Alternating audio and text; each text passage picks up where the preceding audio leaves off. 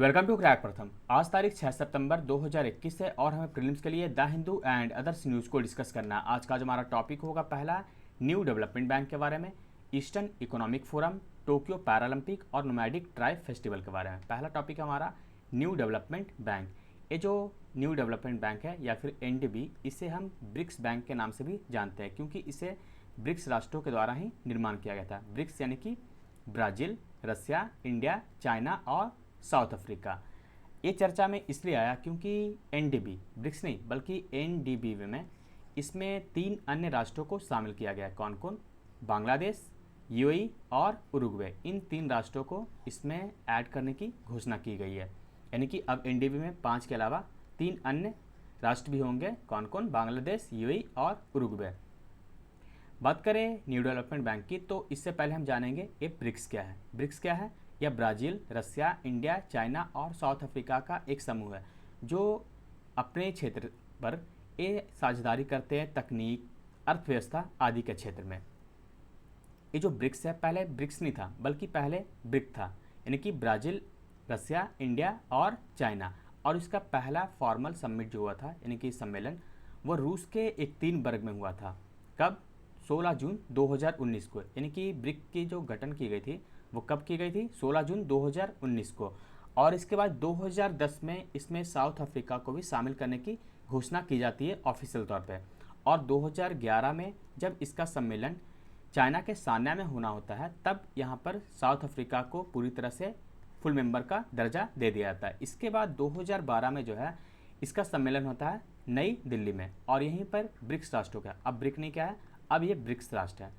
यानी कि इन ब्रिक्स राष्ट्रों के द्वारा एक बैंक की गठन करने की बात की जाती है। यहाँ पर सिर्फ विचार था कि एक बैंक का गठन किया जाए ताकि जो इंफ्रास्ट्रक्चर हो उसको डेवलप किया जाए ए ब्रिक्स राष्ट्रों में। इसके अलावा जो इमर्जिंग कंट्रीज है, इकोनॉमीज है, उसमें भी इन इंफ्रास्ट्रक्चर को डेवलप किया जाए, उसके लिए एक बैंक का गठन किया जाए। इसके बाद 2014 में ब्राज़ील में इसका सम्मेलन होता है, ब्राज़ील के फोर्टालेजा में, और यहीं पर साइन किया जाता है एनडीबी के गठन करने के लिए। यानी कि न्यू डेवलपमेंट बैंक के गठन करने की घोषणा की गई थी कब? यहाँ न्यू दिल्ली में। और इस पर हस्ताक्षर किया जाता है, यानी कि इसे बनाने के लिए कब? ब्राज़ील के फोर्टालेजा में, यहाँ पर 2014 में, जिसे हम फोर्टालेजा डिक्लेरेशन के नाम से भी जानते हैं। तो चलिए जानते हैं ये फोर्टालेजा डिक्लेरेशन क्या है। दरअसल इसमें जो मुख्य बातें हैं कि ये जो एनडीबी बनेगा उसका ऑथराइज कैपिटल, यानी कि पूंजी कितने होंगे?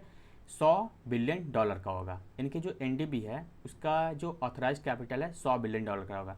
इसके अलावा इसका जो प्रथम चेयर होगा, यानी कि बोर्ड ऑफ गवर्नर का जो चेयर कौन होगा, यह रसिया से चुना जाएगा। इसके अलावा बोर्ड ऑफ डायरेक्टर जो कि ब्राज़ील से चुने जाएंगे, जबकि एनडीबी के जो प्रेसिडेंट हो गए वो इंडिया से चुने जाएंगे। और सबसे पहले बने थे केबी कामत, जो कि एनडीबी के चेयरमैन हैं। इसके अलावा इसका जो हेडक्वार्टर होगा वो कहाँ पे होगा? यह संघाई में होगा। चाइना के संघाई में ब्रिक्स का हेडक्वार्टर है। यानी कि ब्रिक्स बैंक जो है, एनडीबी जो है, उसका हेडक्वार्टर कहाँ पे है? चाइना के संघाई में।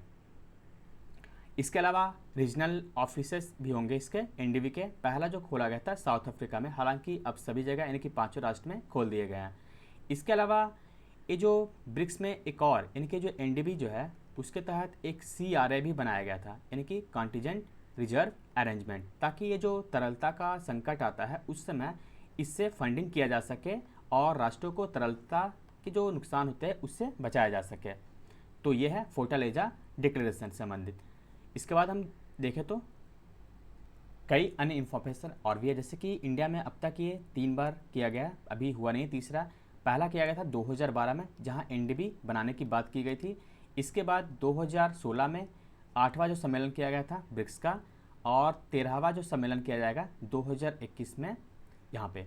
तो 3 बार अब तक भारत में।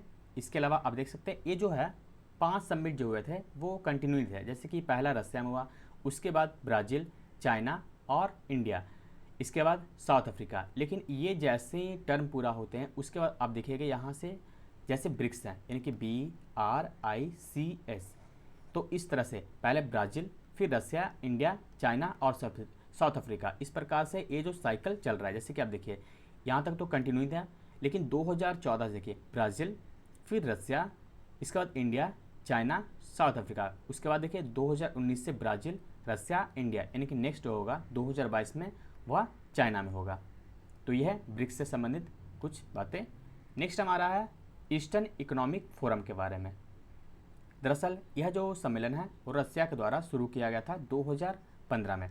दरअसल इस सम्मेलन के द्वारा रसिया अपने ये जो ईस्ट फार क्षेत्र है, ये जो रेड वाला क्षेत्र आप देख रहे हैं, यह रसिया का ईस्ट फार, यानी कि यहाँ पर वो विकास चाहता है। और विकास कैसे होगा? निवेश से, यानी कि वह विभिन्न राष्ट्रों से यहाँ पर निवेश करने की बात करता है। इसीलिए वह 2015 से यह सम्मेलन प्रतिवर्ष जो है रूस के व्लादिवोस्टॉक में यहाँ पे यह करता है। और यह जो है छठा सम्मेलन था। जबकि 2019 की बात करें तो 2019 में भारतीय प्रधानमंत्री को चीफ गेस्ट बनाया गया था। तो यह है ईस्टर्न इकोनॉमिक फोरम। इसका लोकेशन काफ़ी इंपॉर्टेंट है। यहाँ पे आप देख सकते हैं, यहाँ पे चाइना, इसके अलावा मंगोलिया, यहाँ पे प्रशांत महासागर आदि, ये काफ़ी इंपॉर्टेंट क्षेत्र हैं। आप देख सकते हैं जापान, साउथ कोरिया, यहाँ पे सभी यहाँ पर राष्ट्र हैं। तो इम्पॉर्टेंट हो जाता है रसिया के लिए। इसलिए वो चाहता है कि ये जो क्षेत्र है ईस्ट फार वाला क्षेत्र, वह यहाँ पर डेवलप किया जा सके। इसके लिए वह निवेश चाहता है। इसलिए वह प्रतिवर्ष इस प्रकार के ईस्टर्न इकोनॉमिक फोरम का सम्मेलन आयोजित करता है। नेक्स्ट टॉपिक है टोक्यो ओलंपिक से। दरअसल अबनी लेखना जो है उन्होंने ब्रॉन्ज मेडल जीता है। इन्होंने पहले जो है गोल्ड जीता था शूटिंग में, इसके अलावा अब उन्होंने ब्रॉन्ज भी जीता है। इस प्रकार से यह पहली ऐसी महिला बन गई है जो सिंगल पैरालंपिक, यानी एक ही पैरालंपिक में 2 मेडल प्राप्त करने वाली महिला बन गई है। यानी कि जो टोक्यो ओलंपिक है ये तो सिंगल हुआ ना, तो उसी में एक ही महिला 2 ओलंपिक मेडल जीतने वाली पहली भारतीय महिला बन गई है। इसके पहले उन्होंने गोल्ड मेडल लिया था 10 मीटर राइफल में, और इस बार जो है ब्रॉन्ज लिया 50 मीटर के राइफल में।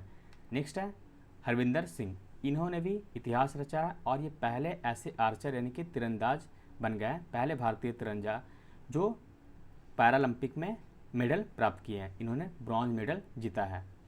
इसके बाद देखें तो प्रवीण कुमार, इन्होंने हाई जंप में सिल्वर मेडल प्राप्त किया है।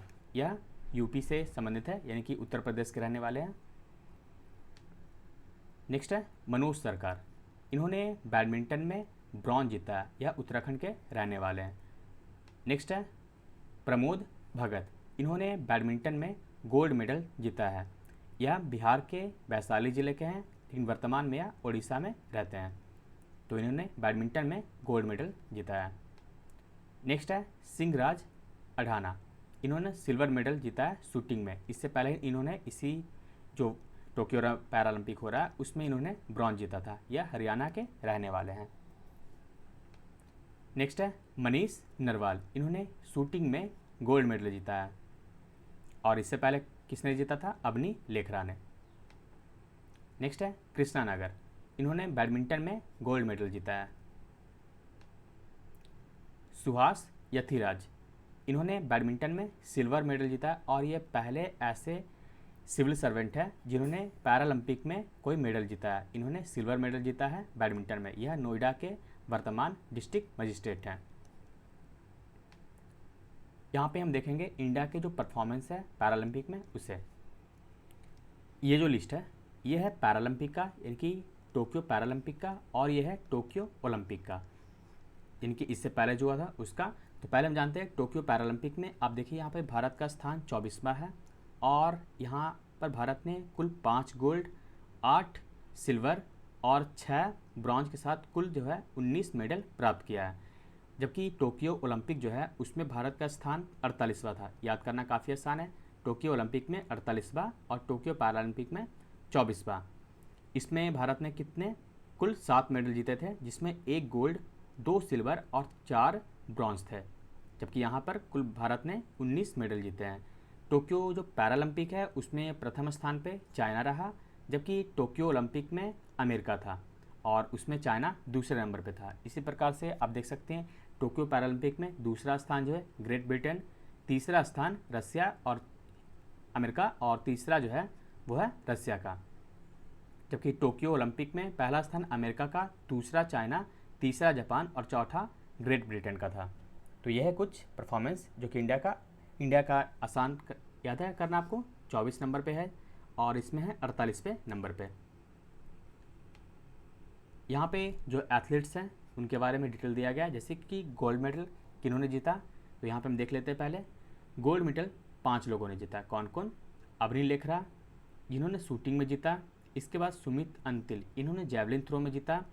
यह जैवलिन थ्रो में गोल्ड मेडल जीतने वाले देवेंद्र झांझरिया के बाद दूसरे ऐसे व्यक्ति हैं, सुमित अंतिल। तीसरा है प्रमोद भगत, इन्होंने बैडमिंटन में गोल्ड मेडल। इसके अलावा मनीष नरवाल, इन्होंने शूटिंग में, और कृष्णा नागर, इन्होंने बैडमिंटन में गोल्ड मेडल। यानी कि 2 जो गोल्ड मेडल हमें मिले कहाँ से? शूटिंग से। एक अवनी लेखरा, दूसरा है मनीष नरवाल, और 2 जो गोल्ड है वह बैडमिंटन से मिला, प्रमोद भगत और कृष्णा नागर। जबकि एक जो गोल्ड है हमें कहाँ से मिला? जैवलिन से। तो इस प्रकार से 5 गोल्ड मेडल हमें प्राप्त हुए हैं।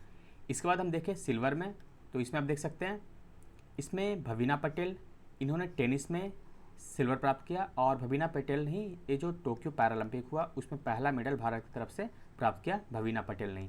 तो इन्हें टेनिस में सिल्वर मेडल दिया गया। इसके अलावा निषाद कुमार, इन्होंने हाई जंप में लिया।